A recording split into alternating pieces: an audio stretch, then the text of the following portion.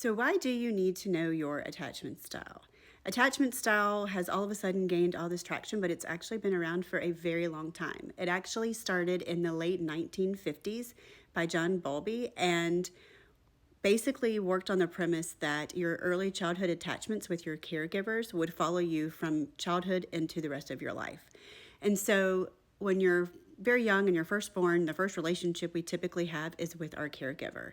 And during that time, the brain is just a blank slate. So anything new that is imprinted upon it really digs deep and sticks with us. And it's something that we carry into our adult relationships and especially our romantic relationships. And so it can really explain why we show up the way that we do as adults in our romantic relationships. Especially in times of conflict or communication or an intimacy.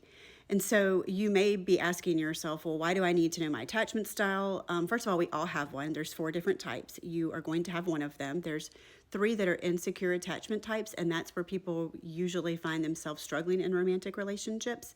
Or maybe they're upset about the things that they're doing in the way that they're continuing to show up. And so if you're one of those people and you're like, why do I need to know my attachment style? Here's why. Let me explain.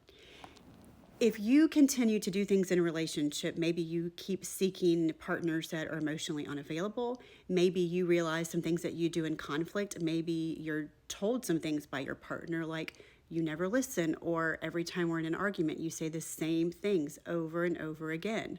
Or maybe you find that you're the partner in a relationship where when the other person needs a timeout or a break and is calm and sort of detaches because they know that the problem is only escalating, you have a hard time with that. Maybe you're chasing your partner from room to room and saying, hey, we need to fix this. We need to fix it right now.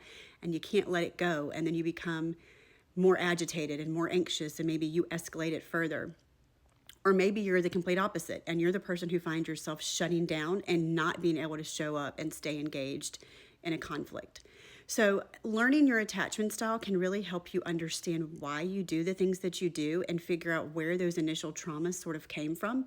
And once you know why you're showing up that way and what those underlying insecurities are, you can work to heal those insecurities. The other advantage is if you're single, you can start looking for partners that are secure once you find that you yourself have become secure because you've done the work.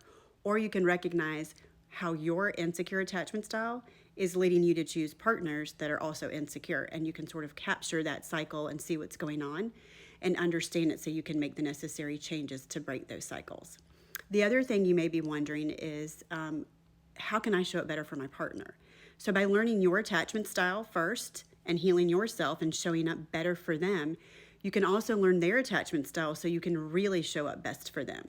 Because once you know how your partner works and their wounds and why they show up the way that they do, you can come to them with more curiosity and kindness and compassion and an understanding that will help you to show up in a different way that you have been, that will create changes within them because you're showing up different.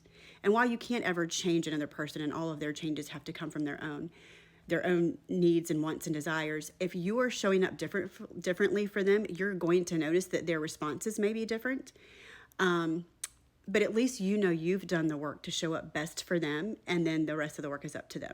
So just to summarize quickly, it's really important to understand your attachment style because it helps you understand your initial wounds, why you're showing up the way that you are, so that you can understand yourself, give yourself grace, work on those traumas so that you can show up better for yourself and stay true to yourself during relationships so that you can become emotionally available, stay engaged and present, and show up in a loving, compassionate way. And so that you can also understand your partner's needs so that you can show up in a way that is best for them so that you can have the best relationship that you can have. So stay tuned. There's going to be a lot more stuff on attachment theory, attachment styles, and lots more that goes along with it.